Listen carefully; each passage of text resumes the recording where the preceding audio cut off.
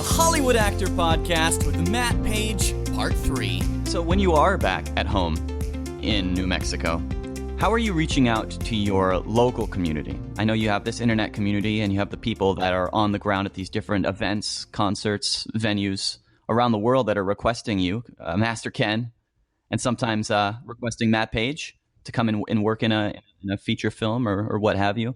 But how are you reaching out to your local actors and those content creators, maybe on a weekly basis? Well, luckily, I am friends with some of them, guys like Alejandro Montoya, who, is nice enough to still cast me and stuff. You and I have both worked with him, and he's a great filmmaker. And him also, doing his own podcast stuff, and inviting me over to just goof off and watch movies and joke around. So a lot of that stuff comes from personal relationships, just knowing people who are working on things. I just made a quick appearance in a film that Keegan Carnes at Hardline Films, he and his team and local actors like Stafford and Angelique, doing really funny stuff, and just, asking me if I can drop by for a quick part. So I'm, mainly a lot of that stuff comes from just having, friendships and good collaborative relationships with people locally who, when they're doing something, will be like, hey, can you drop by and do this? And I do the same, for people locally when I can too, saying like, oh, I've got this really quick snippet I got to do, and I just need, I need a couple of random people. We're faking an interview in the park about self-defense for the YouTube show, and Master Ken has to walk up and just talk to people. So I'll just call up a couple of actors who I know are good and funny and be like, hey, what are you doing Saturday? Can you just drop by? And, so I guess I feel like a lot of the reaching out just ends up being collaboration a lot of the time. Us continuing to create our own work gives us an opportunity to.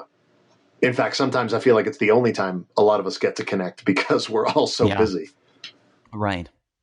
Do you still keep up with your karate? I know you're actually a black belt in different forms of karate. Well, I've sort of been forced into that lately. I had been gotten pretty lax with my training, and now I have to do some of it for a new movie.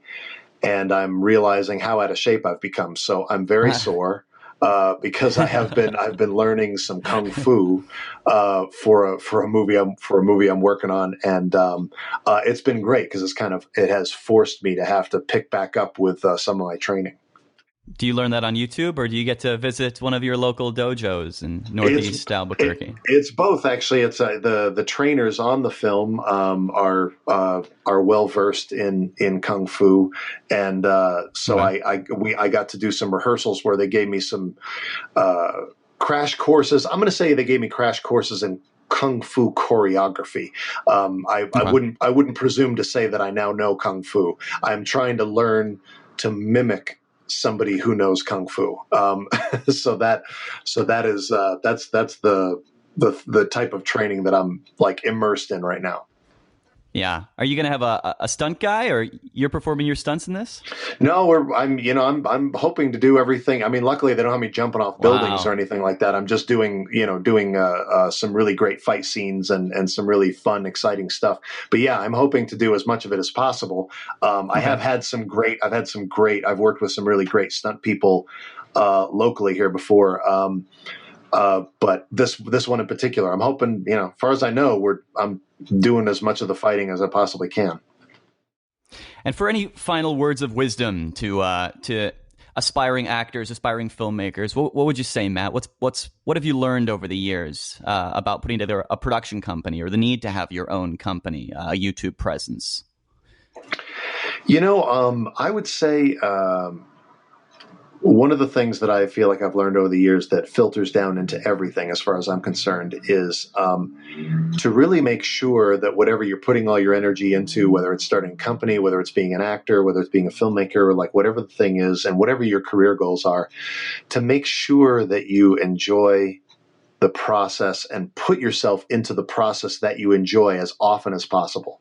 Because again, like what we discussed, you don't know which projects are going to be the projects that are going to be recognized as being good or get critical acclaim or make money, and you don't know which ones are going to be embarrassingly bad or crash and burn. Or I've acted in films that never even got released, that I had a really great time on and thought, oh man, this one might help my career. And then the movie never even gets finished.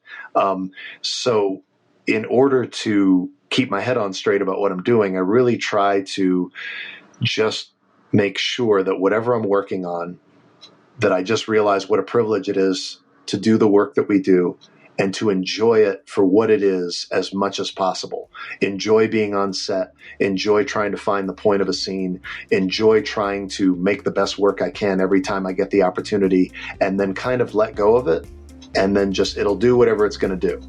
But I think that makes for a much more satisfying process. That way, you're not sort of, your happiness or your career satisfaction isn't dependent on what other people think of your work. It's whether or not you are enjoying it and giving it the absolute best you can give it every time you have the chance.